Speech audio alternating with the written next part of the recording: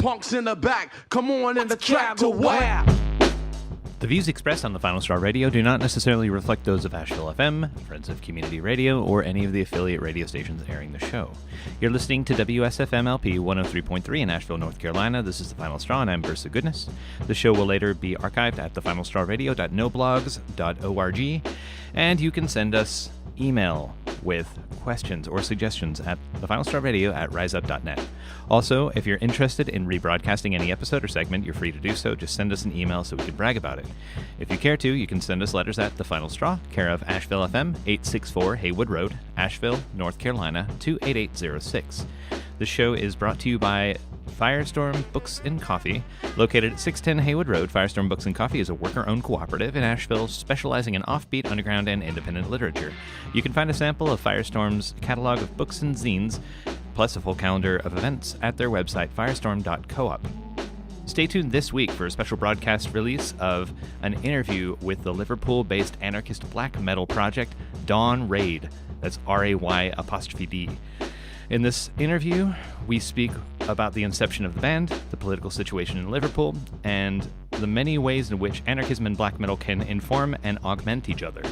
The band is just about to embark on a tour of the U.S., organized by the Milwaukee-based label Halo of Flies. Whoa, Halo of Flies!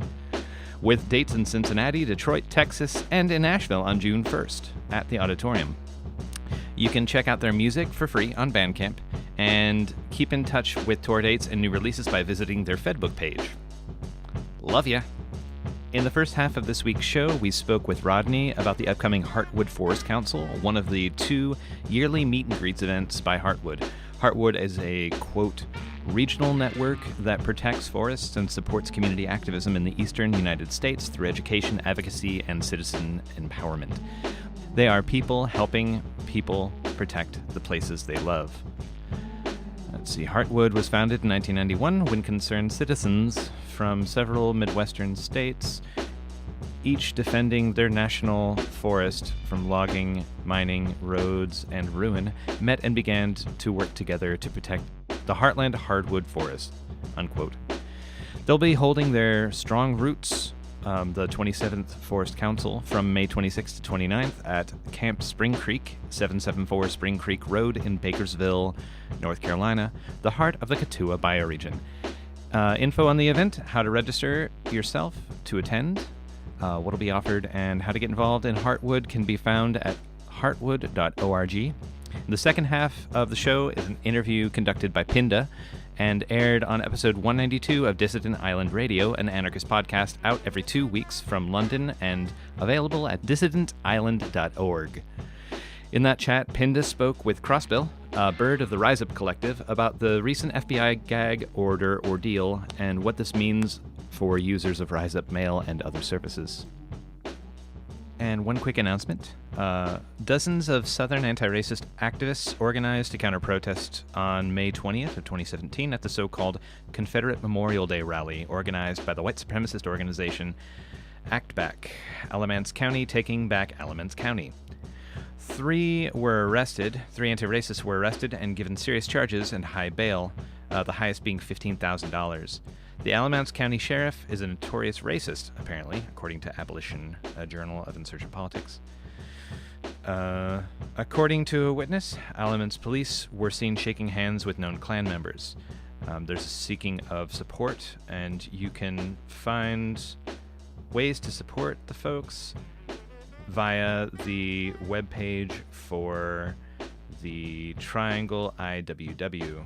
That's a good place to start. What you say, what you say, what you say, what? We'll call like a I was recently invited to send in a submission for the 2018 Certain Days Political Prisoner Calendar. I've long been a big fan of theirs. You can check them out at certaindays.org. One of the topics they suggested was how, in the current political climate, we best go about organizing resistance. I gave that some thought.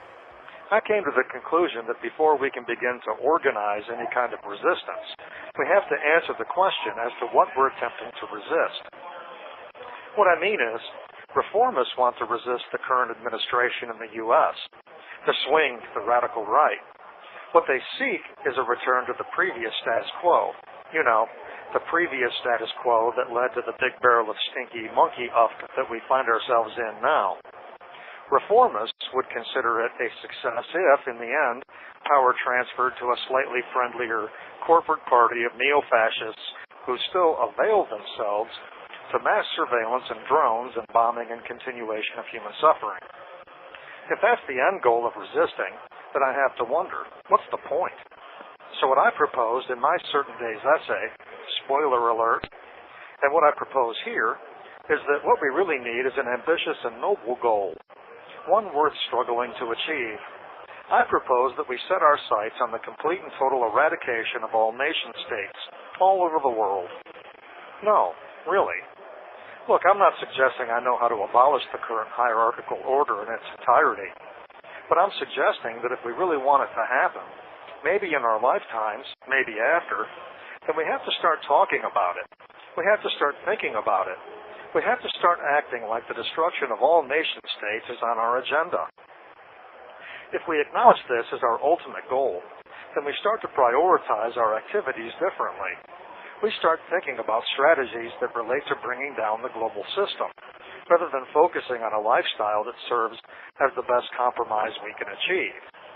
And personally, I think we overestimate the larger system's unassailability.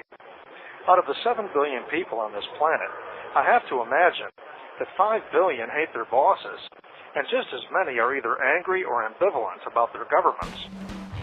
Present to them a list of common everyday rebellions they can undertake to make this larger system unmanageable, and who knows how many people will throw monkey wrenches into the machinery. It matters not if they share our goal. They may just be angry about not getting a raise, and so they pull the fire alarm.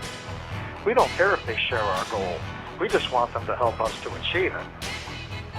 Just as we overestimate the larger system's unassailability, I think we underestimate ourselves. We don't give any serious thought to taking the entire system down because we cannot conceive of ourselves as serving any significant role in what might be the most historical event since humans settled in one place and grew crops. We don't need to be geniuses, for instance. We just need to be smarter than our enemy. And here in the U.S., take a look at that enemy's grand poobah. I guarantee that you could smack 9 out of 10 Final Straw listeners in the head with a hammer, and they would still be smarter than that buffoon. I say 9 out of 10 because I suspect at least 10% of the listening audience has already suffered some kind of serious head trauma.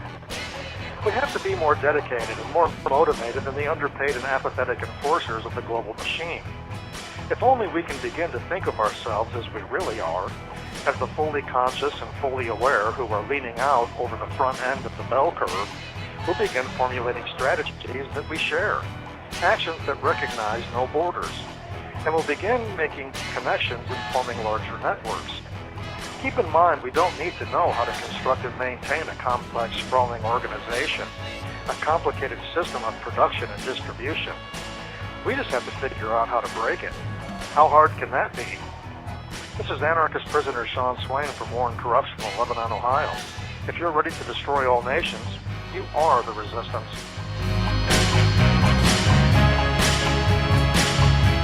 You can write to Sean Swain at Sean Swain 243-205 Warren CI P.O. Box 120 5787 State Route 63 Lebanon, Ohio 45036. Updates on his situation and more writings by Sean can be found at seanswain.org.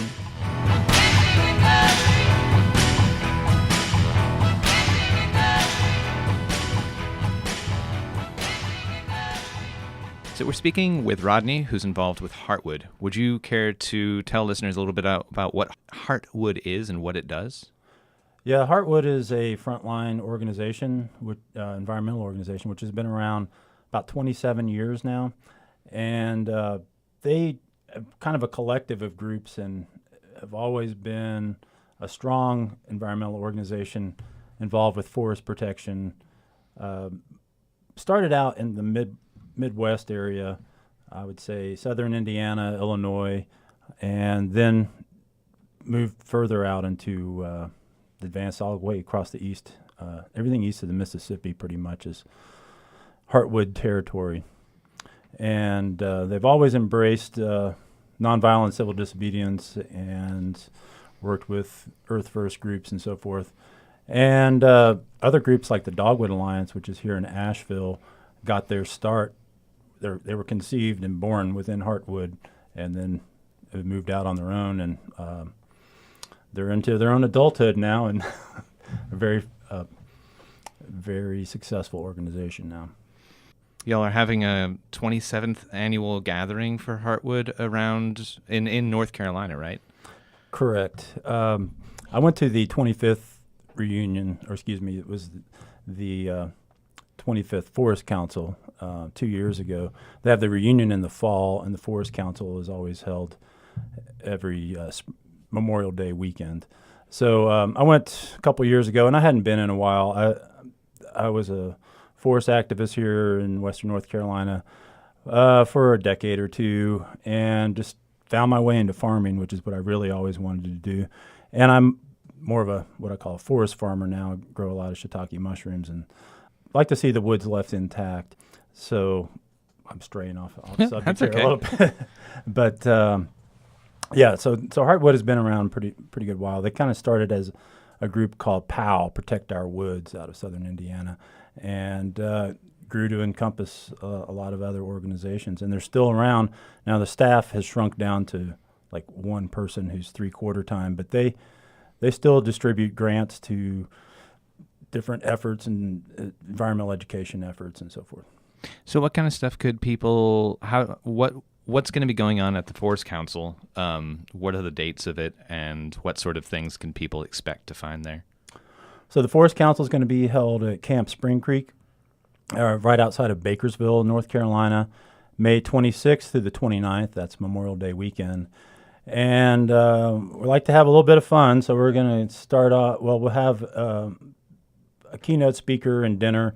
And I've really been focusing on food for the event this year, so trying to have as much local food as possible, vegan food as well as non-vegan food. And we'll start off with a keynote address from the Cherokee Nation and Indigenous Environmental Network. And they work on all types of environmental issues, the Indigenous Environmental Network. And then the Carolina Wildcats will have a Contra dance after that. And then Saturday and both Sunday will be full of different workshops that people can do, where they're learning how to protect national forests, learning more about genetically engineered trees. That Saturday evening, Dana Smith from Dogwood Alliance is going to be the keynote address for that night. And she'll be talking about bioenergy and the amount of pellets from wood pellets coming from forests in the southeast that are being shipped over to Europe. And they've converted a lot of their energy plants into, or I won't say energy plants, energy factories, into wood chip burning instead of coal, and they're calling it green. But in the meantime, they're mowing down native forests within the southeast. So that's that's a thing I'd like to talk about for a minute, and we don't have to go into too much detail. But a few years ago, I talked to Anne from the Global Justice Ecology Project about genetically modified trees in the southeast and the dangers of some plantations getting put here. And there's like a lot of history about this region being used for extraction that doesn't really benefit the populations living here, let alone the biodiverse, bioregions in the area. Recently attended a radio conference in Athens, Greece, and got to talk to some friends from Radio Koruf. Shout out to Radio Koruf in Wallmapu, within the borders of so-called Chile. And they do a lot of work with Mapuche populations there alongside of them and in solidarity. And that's one of the things that they face too, is some of the same companies that are operating in the American Southeast and trying to promote these large monocrop pine and eucalyptus plantations to produce, like they're being used to facilitate the pushing off of Mapuche from their land in a continuing genocide that's gone on for 500 years. In the name of profits, and they extract the wood and make them into pellets and send them to Europe. Can you talk about how dumb that is? I think it's totally ludicrous. Just the whole amount of energy that goes into creating this green energy. You've got to build this giant processing facility. And the other problem that is happening is they're taking the whole tree and chipping everything and leaving virtually nothing on the ground. When logging happens, a lot of times they'll pull a big log out and then they will leave behind limbs and branches, and at least there's something going back to the soil. But with this type of technology, and then it's conversion. If there's native forest there that they're pulling out, they're going to convert back to something that grows faster, and the trend now is to go to genetically modified or genetically engineered trees, and that's releasing who knows what into the atmosphere. 2 years ago when I was at the 25th Forest Council in Paoli, Indiana, Martha Crouch, or Marty Crouch as they call her, she actually helped develop the Terminator gene when she was in research in a lab, and she didn't really understand the gravity of what was going on with genetic engineering at that time. But she led a workshop, and she told us about just the problems that go into genetically engineering trees too. But so that's tied in with the whole so-called green energy or bioenergy project. We don't have a lot of that going on here in the mountains, but as you start getting where it's flatter and easier to operate, more mechanized equipment down in the coastal plain and so forth, I mean, they're using feller bunchers and all these things that just cut and drag a tree out entirely whole, and there's very few chainsaws or anything running anymore on that scale of a logging job. Stuff's crazy. Yeah, and I would imagine, like, as a forest farmer, do you modify the forest at all when you're in it, or do you just sort of like seed the?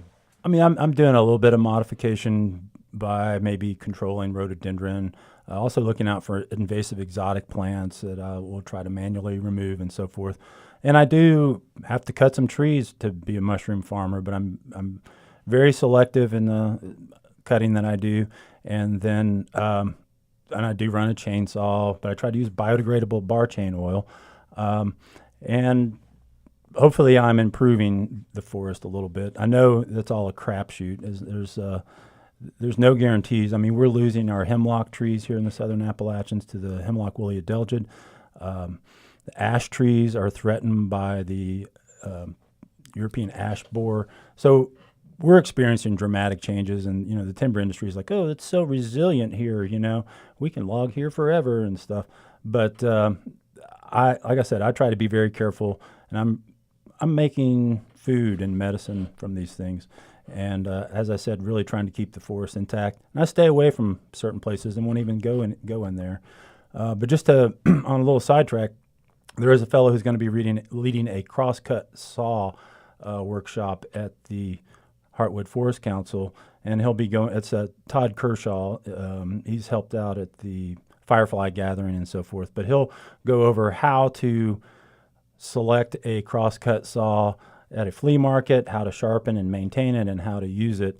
And where he lives, an off-grid community, they cut all of their wood with crosscut saws and split it by hand, and heat and cook all of their food without petroleum products. I mean, they're trying really hard. They're some of the most sustainable people I know.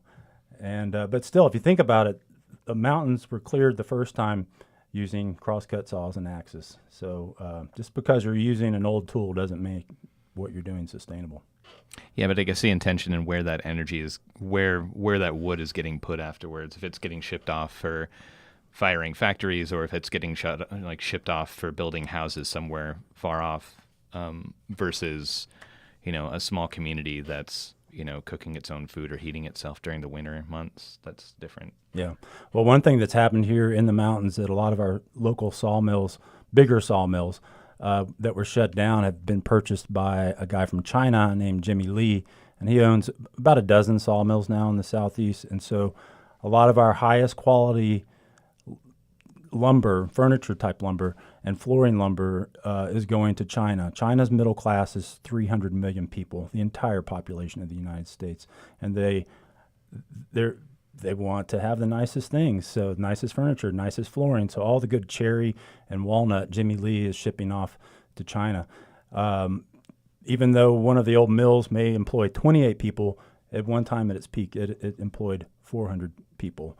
And through automation and the fact that they're just barely milling the wood and putting it on a ship and going overseas, or they're putting whole logs on, milling them on the ship and unloading timber, finished timber products. That's efficiency.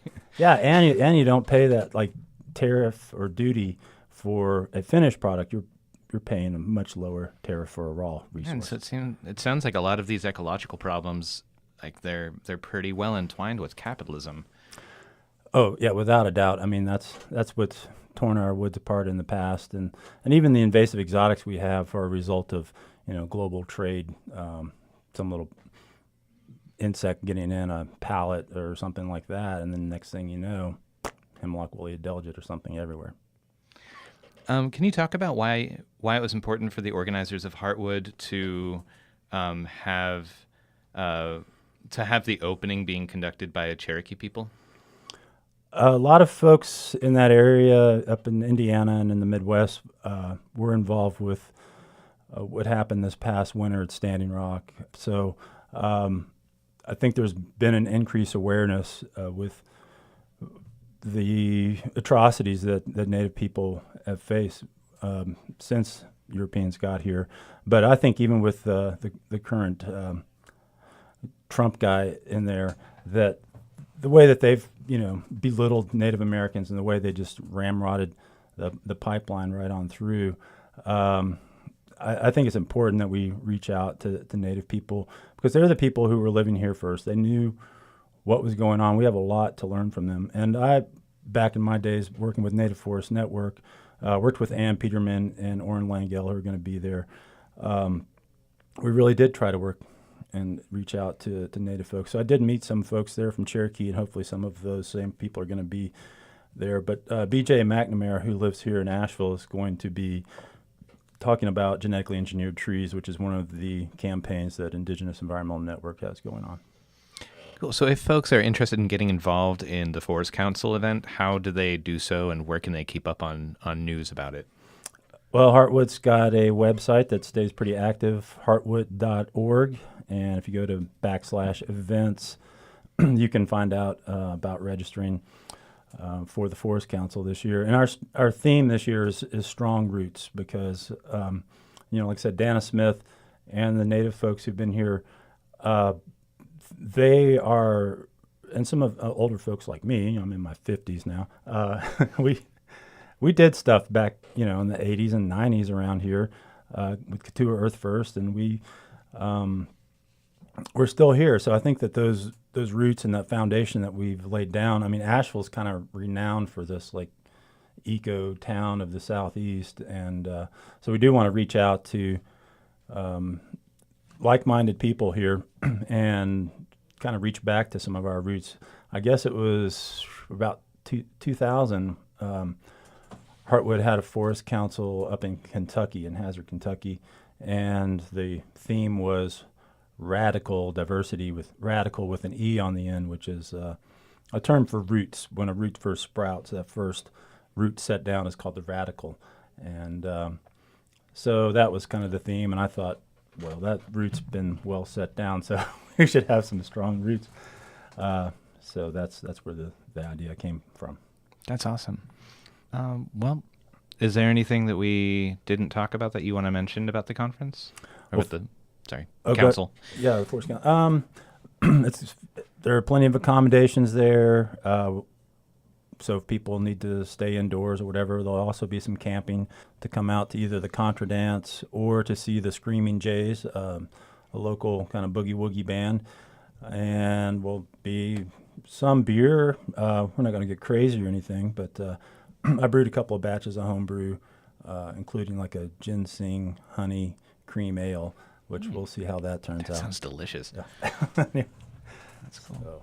Well, Rodney, thank you so much for taking the time to chat, and I think this sounds like it's going to be an awesome event.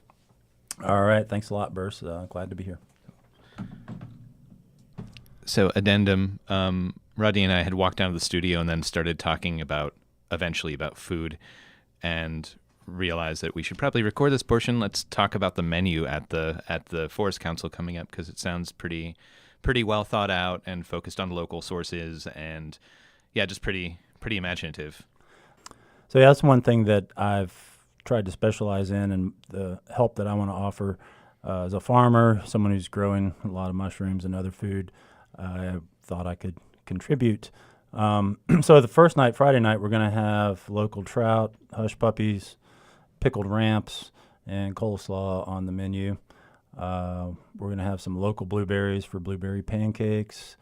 Made a big batch of kimchi, and we're going to be getting GMO-free corn tortillas from Ula Tortilla up in Nelson County, Virginia. They donated a case of those for us, so we're going to have kimchi tacos one day. Saturday night, we got some local flour from Carolina grounds, and Smoke Signals baking school helped us get that out of Madison County, North Carolina. So we're going to have pizza and beer Saturday night. Then I'm going to try to get some local poultry. Also going to make a big batch of tempeh, different types of tempeh, so vegans will also find nourishment there. But trying to get things as local as possible and make stuff if we can't buy it locally, find it locally. It seems like I know a lot of anarchists and other radicals have been talking for a little bit, but increasingly, especially in the new political era that we're in, about the importance of being able to fight and live at the same time, and building infrastructure. And it seems like the more projects that start up around producing their own food or having food to share or distribution networks, at this infrastructure that's going to be involved in putting together this event or sustaining this event and the people participating in it is actually kind of investing in our own alternative and a possibility to stand from there to be able to resist. Yeah, well, sustainable communities is part of what Heartwood is about also. So working with permaculture groups and individuals who practice permaculture, but also tying some activism into that. So I think that's important. The Zapatistas in Mexico, they were focused on farming and providing for themselves in addition to a resistance movement. So, I think they go hand in hand, because we've got to replace this failing system with something, and we need to be making examples right now and not saying, oh, we'll have a better world someday. Yeah, it'll just start after the revolution or whatever. Right, we need to be planting seeds now. Well, thanks again for chatting. All right, thank you. You just heard Rodney talking about the upcoming Strong Roots Forest Council from the group Heartwood. That'll be happening from May 26th to the 29th in Bakersville, North Carolina. More info at heartwood.org. Now, this is a segment about the recent FBI gag order and email security problems at riseup.net from the folks at Dissident Island Radio. Late last year, the RiseUp Collective, who provide free email services and encrypted proxy services for hundreds of thousands of activists around the world, received 2 FBI orders for information, and these orders came complete with a gag provision. The first the rest of us heard about this was when the Warrant Canary page on RiseUp's website was not renewed, and all hell broke loose on the internet and around social centre anarchist and activist circles as speculation mounted as to why the canary might have died. Anyone who heard about this case likely found themselves caught up at some point in heated discussions over the collective's decision and whether or not it was the right thing to do. Since none of us partaking in these discussions had any real-world experience of having to make such a choice, we thought we would contact the RiseUp Collective to hear about their experience and to hear about the key factors that contributed to their decision to comply. So I'm here with Crossbill from the RiseUp Collective. Welcome to the show. Thanks for having me. So firstly, I'm sorry that you had to go through that process. I imagine it was quite stressful, both in the legal sense of having to deal with that whole machinery, but also in a personal sense of what it must have been like having to come to those collective decisions about how to respond to it. But before we get into that and discuss the process itself, could you explain what a warrant canary is and what purpose it serves? Sure, yeah. Warrant canary is kind of a non-legal term for a regularly published statement that asserts that a service provider hasn't received any legal process that it would be prohibited from saying it had received, such as a national security letter in the U.S. or a foreign intelligence or secret court order. So being unable to say you received such an order is often called a gag order or a gag provision, and those are often included in part of a legal order. It's also sometimes called it's under seal, I think is maybe the legal term for it. And such a provision legally forbids you to talk about the existence of the order itself to anybody. And if you do, you violate that gag order, and that's considered contempt of court, which has varying degrees of punishment, varying from indefinite jail time to upwards of $10,000 a day in fines. So a warrant canary is kind of this clever way of trying to signal that you've received something that you can't talk about by not updating the canary on the schedule that it's supposed to be updated. So in a way, you're not saying something, but by not doing something, you're actually saying it. Okay, and what happened with RiseUp that the canary was not updated? So around the time the canary was due to be updated, we were updating it on a quarterly basis. We received 2 warrants from the FBI that had these gag provisions attached to them. And since the gag provisions have expired, we can talk about them freely now. The warrants themselves arrived around some U.S. holidays, and as a result, we had some difficulties getting clarity from lawyers about what we could and could not safely say. So because we weren't sure of what we could do and we didn't have the right counsel, we didn't want to lie either, so we didn't renew the canary statement. So at least in London, there was quite a bit of panic around the non-renewal of this canary. Like, people kind of noticed, and then in the social centres, people were talking about it and passing it on and saying, oh, maybe everyone needs to download their emails, and no one really knew how to respond or what kind of thing had happened. What was happening during that time behind the scenes? Yeah, the fact that the warrant canary wasn't renewed did actually do what it's supposed to do. It signaled problem. Unfortunately, because we had never had this situation before, we weren't really prepared for that signal being interpreted in different ways. So what people typically took it for was a signal to panic and to run away screaming into the woods. What we were doing behind the scenes is we were kind of desperately trying to figure out what we could do. We were trying to organize meetings with lawyers. We did start having regular meetings with civil rights organizations and their lawyers, such as the EFF and the ACLU. And while we were doing this, trying to figure out what to do, everyone was contacting us in every way possible to ask us what was going on. I mean, I was personally getting contacted by friends and allies, all wanting to know if things were okay, what they could do to help, what was going on. And this was, for us, the most painful part, because we had to ignore people who were asking us legitimate questions and ignore friends who were offering help because we couldn't talk about things. This was fairly traumatic for all of us. Something we're still trying to recover from. So yeah, during this time we knew that the information that was requested was for individuals who had pretty flagrantly violated our social contract and were continuing to do so. And normally we routinely kick people out who are defrauding or spamming or extorting people or just abusing people in various ways. But we couldn't close these accounts because if we did it, it would be considered a signal to the people that controlled them, and it would violate the gag provision. So our counsel advised us not to close them and enable them to continue, and that really was not something we were happy about. So that's kind of the behind the scenes. That's interesting information for the next time the canary doesn't come out, for those who might be concerned for perhaps being the target next time or something. That's good to know. So yeah, you kind of began to answer already, but why did you decide to comply with the order in the end? Like, what kind of tipped the scales? Yeah, the warrants concerned 2 RiseUp users. One involved simply the already public contact address for an international distributed denial service, DDoS extortion ring.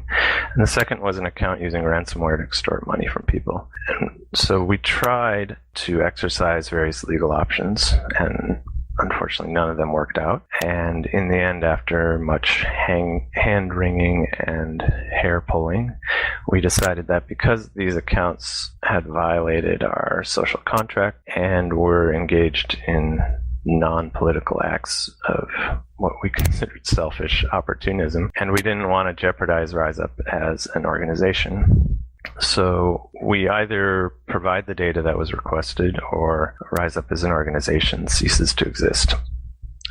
When you run a service provider like this, you kind of become responsible for protecting the information of thousands of people. And if RiseUp were to cease to exist, it would mean no longer providing email or the organizing tools or the anonymity services for thousands of activists. And this is pretty disrupting for organizing efforts of a lot of people, mostly because it just cuts people's communication. And for people doing hard work for social change, having those disruption is very difficult to deal with. And so part of agreeing to protect users' data like we do is that the users also enter into a bit of an agreement with us to not abuse our trust or our values. And because these users weren't abiding by that agreement, because we felt we had no other choice than to effectively destroy the organization and disrupt all the communications everybody uses RiseUp, and we have a very limited number of resources and don't have any intention of wasting them on people who exploit others, we ended up still unhappily with much dragging of our feet to comply with the order. I mean, that brings up two questions. Like, firstly, what is a DDoS extortion ring and what is ransomware? A DDoS is when hundreds of thousands of computers send fake traffic all at once in an effort to overwhelm a server or a set of servers. Often these attacks are sent by botnets, which are groups of normal people's computers that have been infected by a virus without the knowledge of the owners. Some people take the DDoS and monetize it, selling it as a service that they call a booter or a stressor. They're called that because they're designed to boot a site offline. You pay a certain amount of money, you get a pre-allocated amount of time of unwanted, overwhelming traffic from their botnet pointed wherever you like.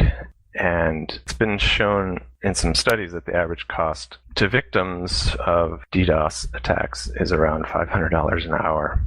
So there's kind of this extreme asymmetry of economics of DDoS attackers where you can pay $60 and have significant amount of monetary and resource and human resource damage to an organization. It's very cheap to provide the service. So RiseUp has been constantly dealing with DDoS attacks against our own infrastructure. And at times it's been really a huge strain on our system and on our resources. Sometimes it slows things down pretty significantly. Other times it just wakes those of us up in the middle of the night who have to take care of the machines and have to fight back against the attacks. Unfortunately, a lot of people, a lot of allies consider a DDoS attack to be a form of legitimate electronic civil disobedience.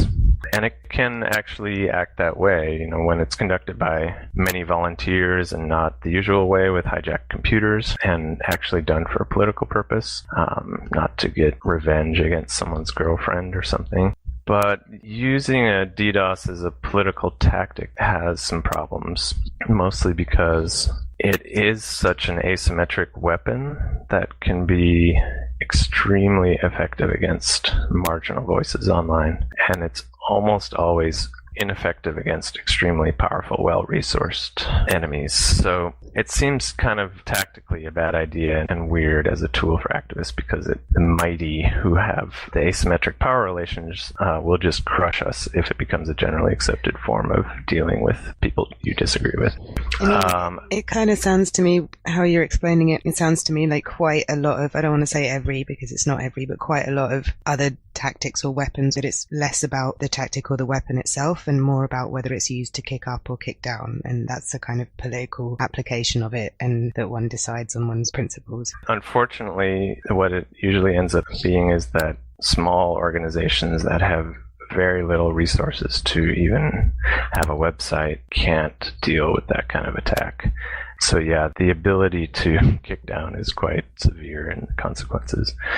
Ransomware is basically some kind of malware that gets installed on your computer, usually by you accidentally clicking on a link that you shouldn't have clicked on.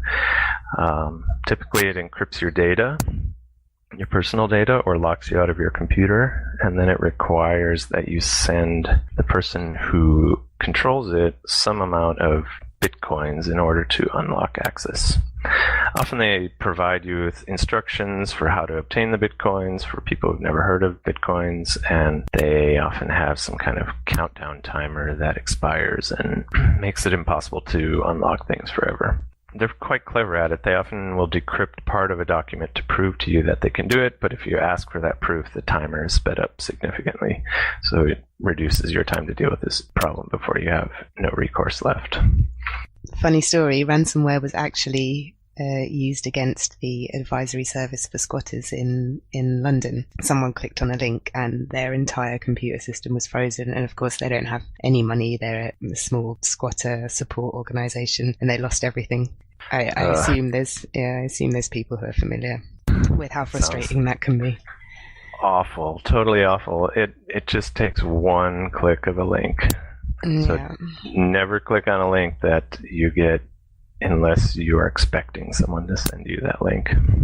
So the other question that what you were saying before brought to my mind was, when you say shut down your system, if you shut down the whole of RiseUp, does that then mean that the request, the kind of FBI or national security letter request, is null and void? Yeah. Basically, the request or the order, a request makes it sound like they're asking nicely and we have an option.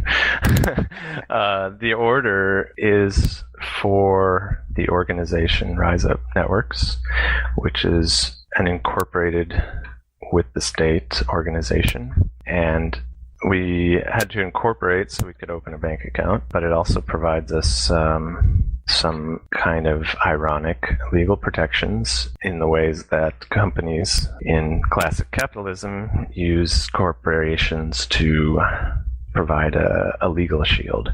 So they can do a bunch of things, but only the company is the one that has the problem. So the order itself was for the incorporated entity. And if the incorporated entity no longer existed, then there wouldn't be anything that they could do about it.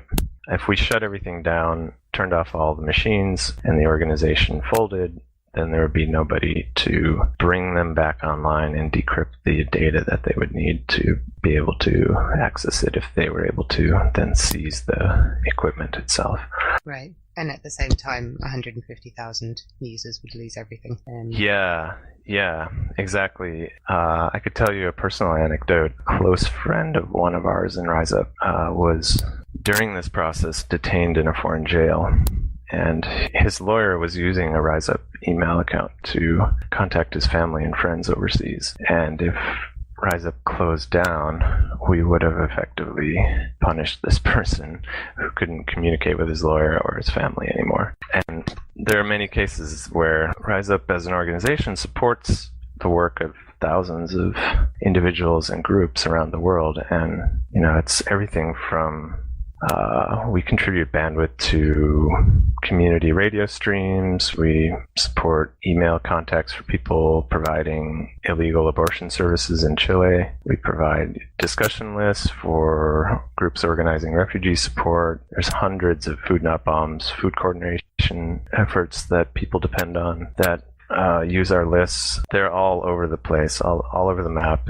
And we have technical problems that disrupt our services, and we're super aware of how these, even just technical problems, affect the groups that depend on our services. It's just totally horrible when our services have a technical problem and it causes mail delivery to be delayed, and some super awesome nighttime, like direct action that has been organized for months is completely unable to do anything. It's thrown into disarray because the meeting point was supposed to be communicated, but nobody got the mail because we had a technical problem. So this sort of thing we try really hard to keep from happening, but that means we also have to act according to this responsibility, and shutting RiseUp down would have that kind of permanent effect on people's communication and ability to organize things. Yeah. I mean, that puts it quite into perspective, the kind of decision that you were faced with. Yeah.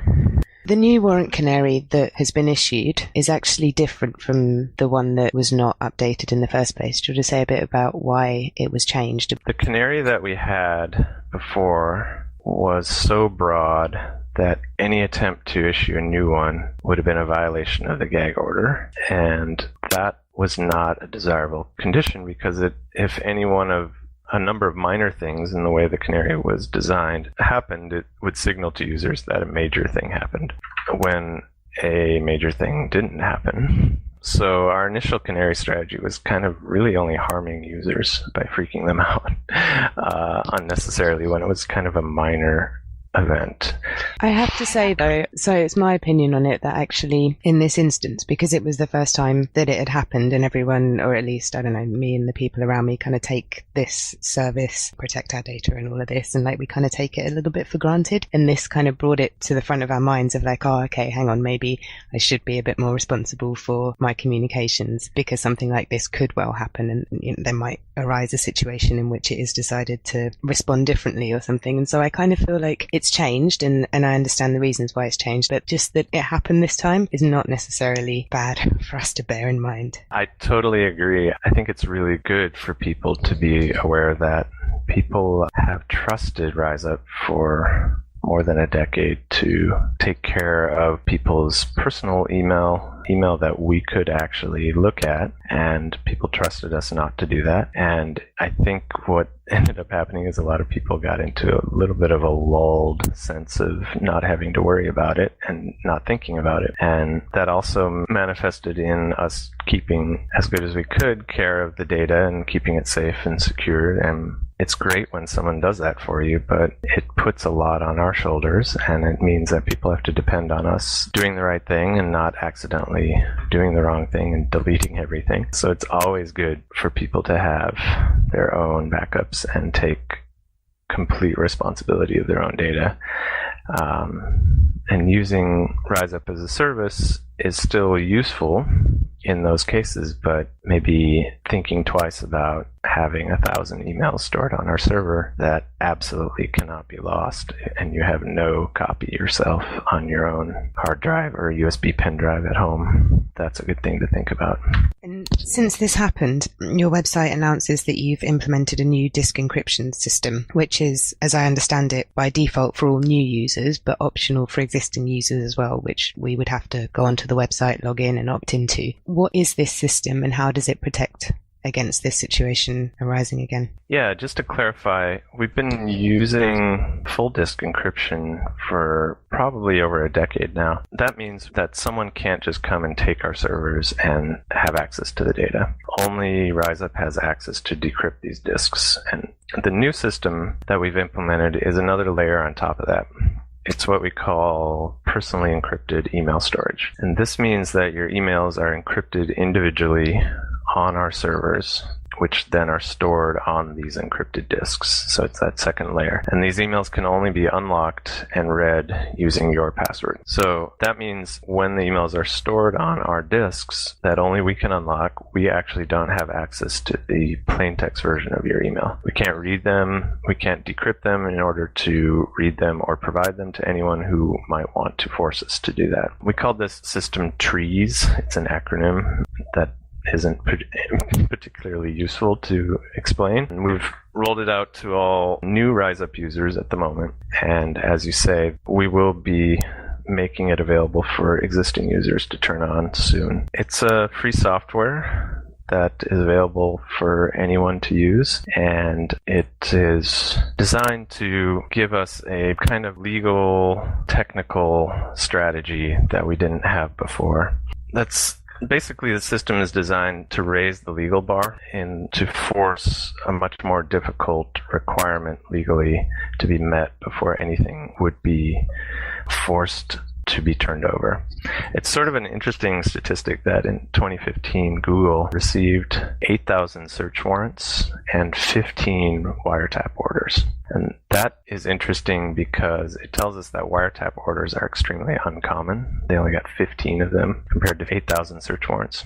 And they're really uncommon, as we learned from our discussions with the EFF and the ACLU, because the legal barrier to obtain one is significantly higher than a regular search warrant, which is what we received last year. And the legal requirements are that only a very well-defined and small list of crimes is allowed for a wiretap order. There's also a tight, what they call particularity requirement, and an explicit requirement for data minimization and a requirement for notification of the affected person. None of those exist with a search warrant. And the difference between a search warrant and a wiretap order is that a search warrant is only able to obtain stored communication, data that's actually at rest on the disks, which now we have encrypted, so we can't exactly turn that over. And a wiretap order, specifically what's called a Title III wiretap order, is able to obtain in-transit data.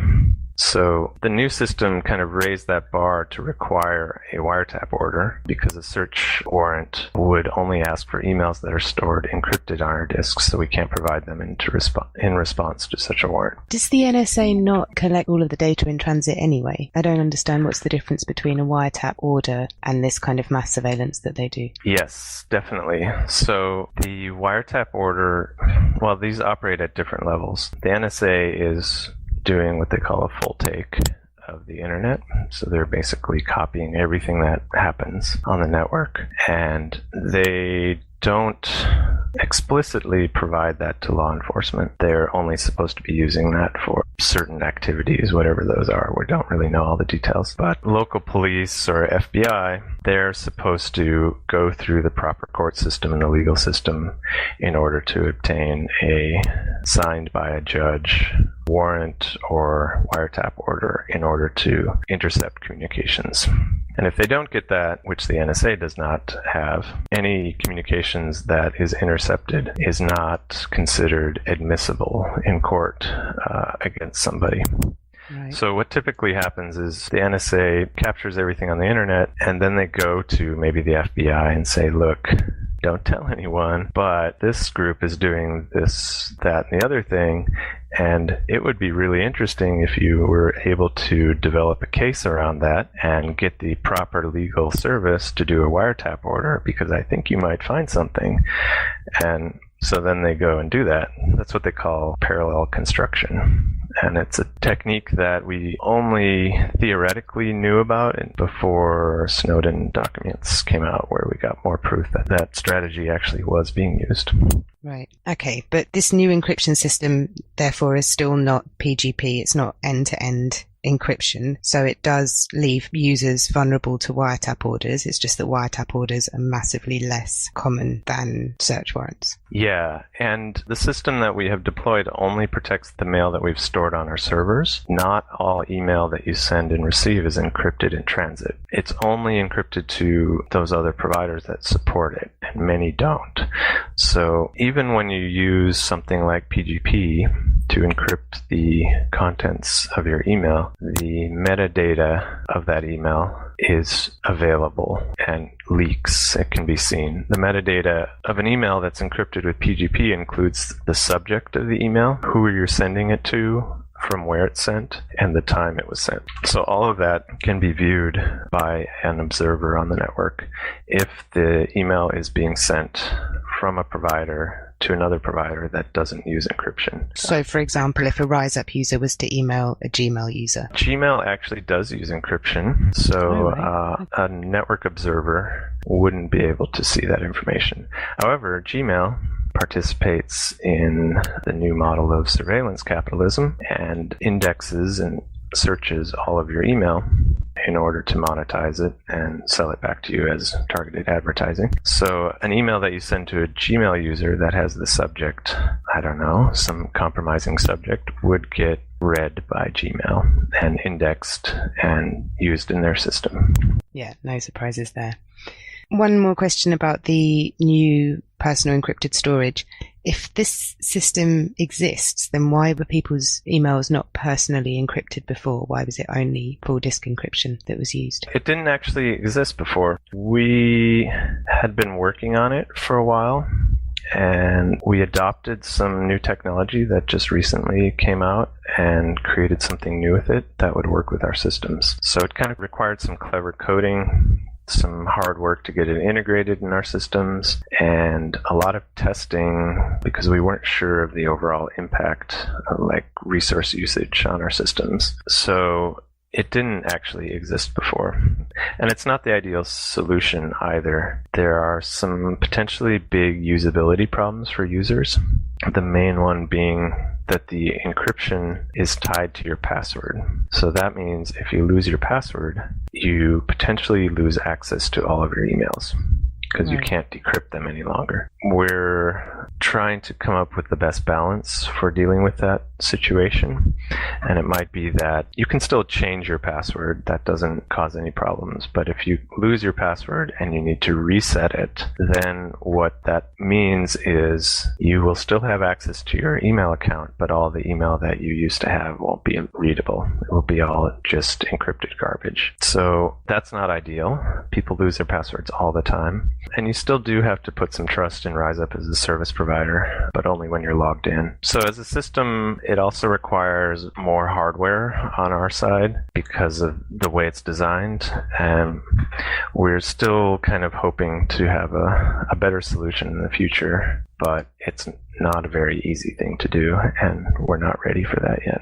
So given all of the above, what would you say or what advice would you give to any other groups thinking to set up a parallel email provider project? So for example, what kind of work goes into running an email service provider? What are the risks? What are the costs? What should they think about before they make the decision to actually go through with it? First, what I would say is that's awesome. We need similar projects.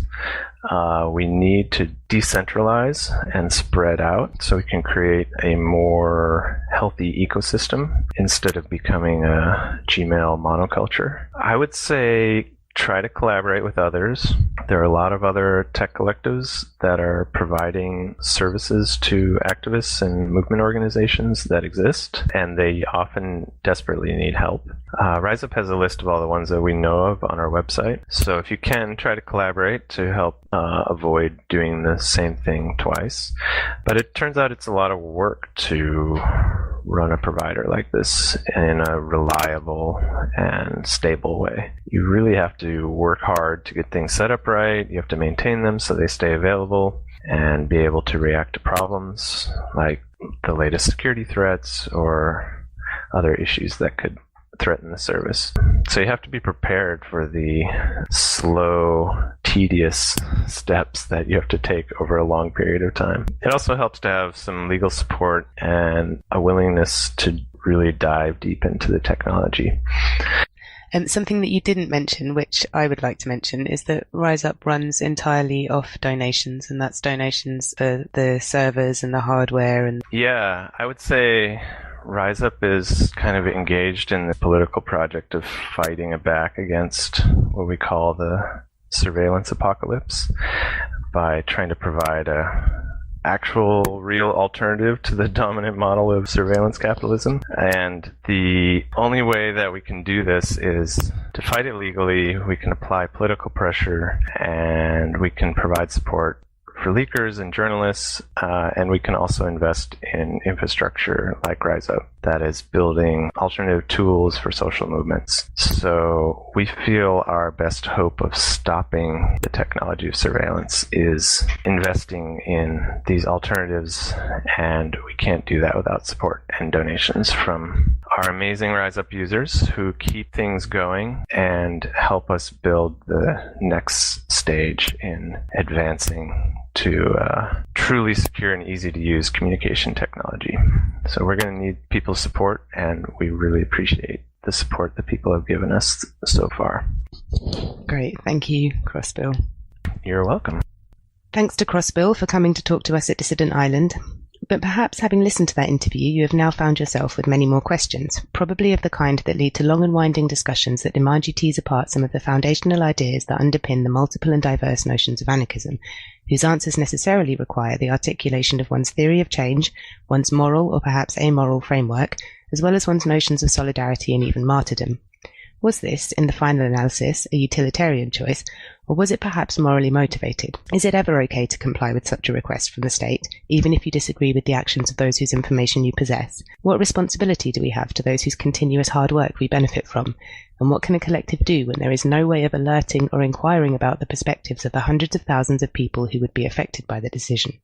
Luckily for us, Base Magazine, one of our many sister projects here at Lark, are teasing out some of these more complex issues in an article for their upcoming issue of the zine. So if you'd like to dig deeper into these dilemmas, then do keep your eye out for that. Thanks to the folks at Dissident Island for letting us hijack their content. More of their audio can be found at dissidentisland.org. This is The Final Straw, and I'm Bursa Goodness. The show will later be archived at thefinaulstrawradio.noblogs.org, and you can send us email with questions or suggestions at thefinaulstrawradio@riseup.net. Also, if you're interested in rebroadcasting any episode or segment, you're free to do so. Just send us an email so we can brag about it. If you care to, you can send us letters at The Final Straw, care of Asheville FM, 864 Haywood Road, Asheville, North Carolina, 28806.